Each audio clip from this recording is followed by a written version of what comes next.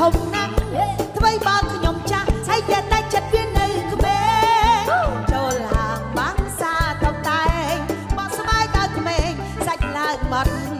ខៃមើលរៀងណាខ្ញុំទៅតែយូរ20អូនេះសរសើរខ្ញុំក្រៃថ្ងៃនេះបានដៃឡើងសាសរញ្ញាសម្បត្តិអីយ៉ាវាខ្លីហើយខានប្រមើត្រូវស្ងាយខ្ញុំស៊ីវិល័យស្ដើងមើលឃើញសាច់ខ្ចីខ្លាញ់ញ័រជើងដៃមិនទៅមិននេត្រាមានខ្លះណែមកសំស្នេហាមានខ្លះទៀតចាយជាដុល្លារតែខ្ញុំគិតថាដូចជាមិនសមបើសិននេះយ៉ាត់ទៅមាត់ទន្លេលាក់គីផងដែរមិនខ្វះទេផងចាំងក្មេងស្រៀវស្រាញ់កំឡោះចូលមកញញឹមសំស្នេហ៍ចំចំតែខ្លាចគេបោកប្រាស់ខ្ញុំថ្មីបើខ្ញុំមិនមែនក្រមុំសំប្រាប់ឲ្យចប់ឲ្យអ្នកមេម៉ាយចាយរៀងយាយមិនអួនទេខោបាក់អាផ្លេហ្នឹងរបស់កូនខ្ញុំតាតែគេច្រឡំថាខ្ញុំនឹង3 10ឥ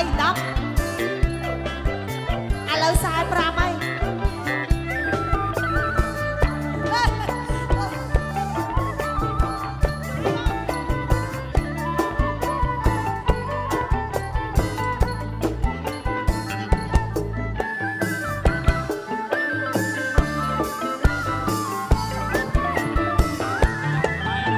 ខ្ញុំមិននៅសំណាងធំណាស់ថ្មីបើខ្ញុំចាស់ហើយយ៉ាតែចិត្តវានៅក្មេងចូលហាងម៉ាំងសាតតែងបោះស្បែកដល់ក្មេងសាច់ឡើងមកខៃមើលរៀងណែទៅតែយូរ20ខនេះសរសើរខ្ញុំក្រៃថ្ងៃនេះបានដៃឡើងសាសរយាសម្បត្តិអីយ៉ាវាខ្លីហើយខានប្រមើត្រូវស្ងាយខ្ញុំស៊ីវិល័យតែស្ដាយមើលឃើញសាច់ខ្ចីខ្លាញ់ញ័រជើងដៃមិនក៏មិននេត្រាមានខ្លះណែមកសំស្នេហាមានខ្លះទៀតហត់ជាដុល្លារតែខ្ញុំគិតថាដូចជាមិនសមបើសិននេះអ្នកទៅមាត់ទន្លេ